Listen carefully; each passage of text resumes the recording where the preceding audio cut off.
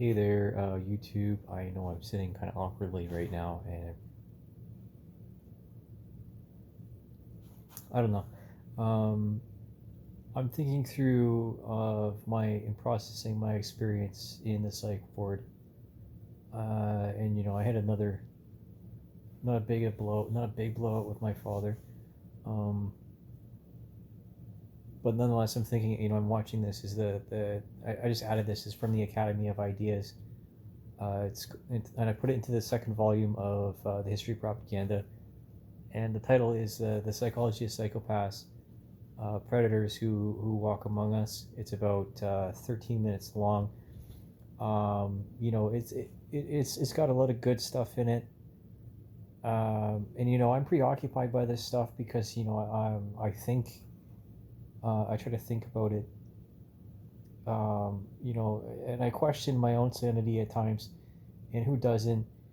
And I'm thinking about, I've already stated, there's many different paths towards it, including brain injury, drug usage, then also, dopamine burnout, that's incurred by, the propaganda of our time, and also the behaviors of gay people, to be honest with you, because, as controversial as this statement is, okay, so straight people um, multiply by copulation, right? And gay people multiply by molestation or predatory actions. That's and same with abuse, right? Like considering I've been through um, some abuse by a gay person that used to be my friend, and he took advantage of me and then gaslit me. And then I've been through so many occurrences of bullying or neglect or ostracization in my life, and so many stressful moments. This is part of the reason why I have such conflict with my father, is because he just doesn't see the same things I do. Um, and frankly, they say, okay, so the psychopath states that they don't care. They say they see shame and guilt as things that are they hold you back or something along those lines. Um, but I think about it, and like I had to learn about other people's emotions, and because my emotional intelligence quotient wasn't that great. It was I had to learn um, the hard way.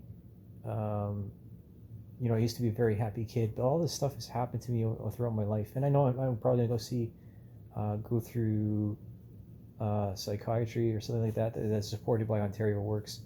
So if you're, hey docs, they're at the psych ward at LHC. If you watch this, hi, how are you? I didn't get into a violent confrontation, but the fact is that just yeah, our relationship with our parents are very complicated, and personality conflict, right? That's one of the things. I'm not going to indicate or implicate anything that I observe in him. I'll still defend my parents for what they've done in their lives to bring me to where I am. But the truth is that things have to change, and I've seen the very best and the worst of people, and because of how much I've learned and I've observed of humanity and human behavior throughout my life as an outsider, um, I would like to think that I have a better understanding of this, and talking to people who are also the victims of abuse or neglectful relationships, manipulation, etc. And I notice the differences in just being reminded that okay, so sometimes my argumentation is circular, and it's a bit more fractal, right?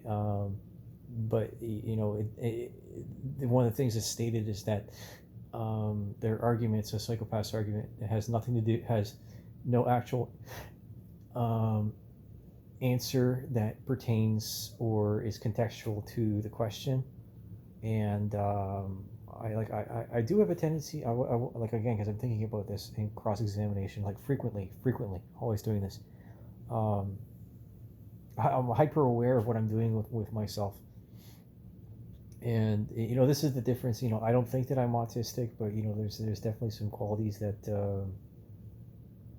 I've seen, and I don't want to. There's dangers, huge dangers in self-diagnosis.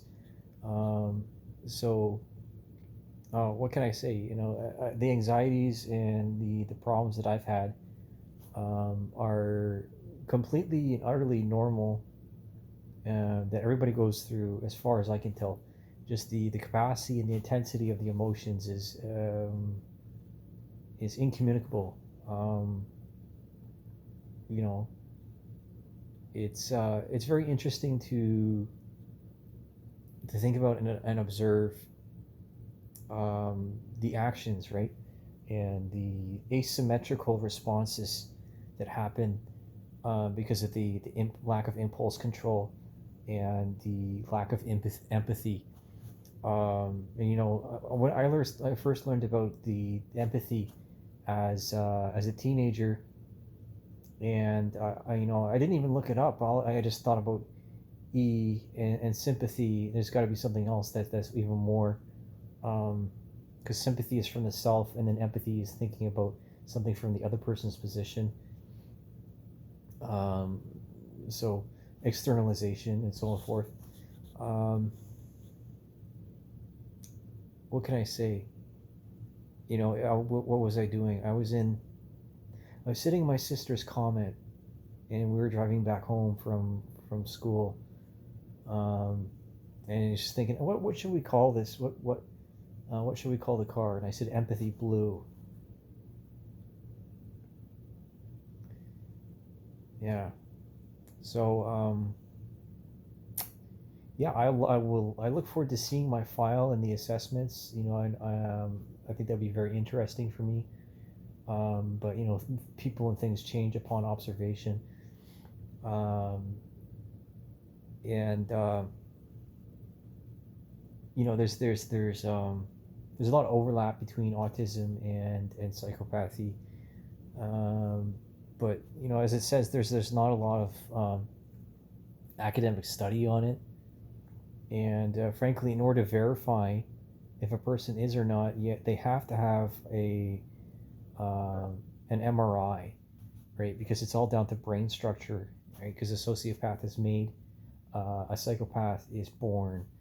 That's the big difference. And then that's why I'm getting into. I've been looking at desistance, and I finished reading that paper, and looking at other things. So the means of abuses, sexual assaults, and stuff. That other articles and resources from the public safety library, in order to formulate and understand a bit more. And again, the mental health code, and some other aspects. But I'm learning by doing. I'm in confronting my inadequacies and these opportunities to move on from my failures. Um, what can I say? Because knowledge is the key to power, and I want to empower myself and other people. I want to help other people deal with their issues as best I can. And there was some times in the psych ward where people are having meltdowns, and since I don't have all the details, it's painful to in that helplessness, or that moment where you just, like, you don't know what to do, and you're not fully involved or aware. And or you're told to not interfere. And like a caged tiger, I'm better out here than I am in there. um, because I don't, as I said, as I said to my doctors, and to the nurses, my life is out here. It's out here. It's not in there. It's not in there. um, you know um, Everybody needs to talk to somebody. We all need connection. Enforcing therapy on anyone doesn't work. And like this saying they're talking about here, about the veil of sanity, and or like compulsive lying, and the means by which they exist. Because again, this one's like, but what, the sociopath next door, and then because it all starts with a thought. It all starts with our thinking, and we can become clouded by clinical studies or the norms by which we operate. And I wrote out Baker's Dirty Dozen and gave it uh, to my doctor. Um, and I asked, I said, I hope this is appreciated, um, because we're all, someone else says, we're all red green, right? We're all in this together. And the endemic, as cited by the Mental Health Association, about this post-COVID world in which we're all experiencing this huge problem, and nobody really wants to address it, and people are having enough. I've had enough, and my relationships have been a bit damaged because of this. But a lot of people have had damage, their relationships damaged in this time. So like as it is right now, so like September 10th, and September 10th is National Suicide Awareness Day, or whatever it is.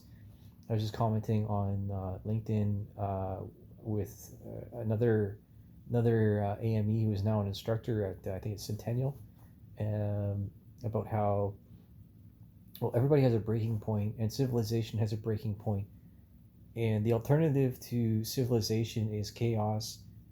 But sometimes an equalization has to happen, and just because of the technology and how much it's changing the world right now, especially with the incumbent, say like ChatGPT, or these AI assisted voice modulators, and the fake, so say like the CGI, like of the Black Mirror conception.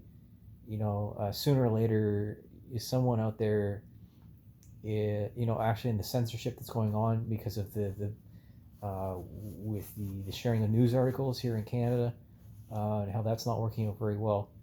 Um, it's scary. It is. It's anxiety inducing, and I just want to live a decent life and be left alone. I don't want to have to deal um, with the bullshit problems and conceptions of other people and previous generations that don't understand the world as it is right now. Because that's the truth. We exist in a reality, especially, okay, so me, I would consider me like a millennial, right? Because I was born in 1986. Um, that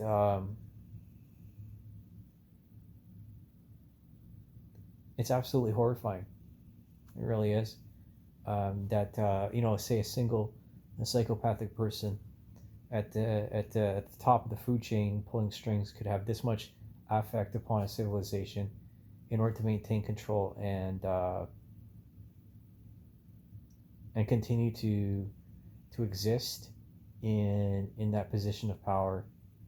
And this has to change. We can't have, because of the human network, and because of the potential for negative outcomes with the internet, uh, and the propaganda.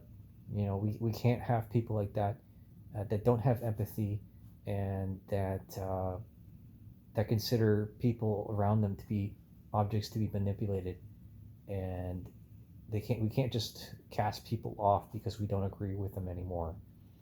And that's the truth, right? There is something that has to change. That's the gist of it. I'll put this in bits and bytes. Let's put it, say like notes on psychopathy and therapy. Later.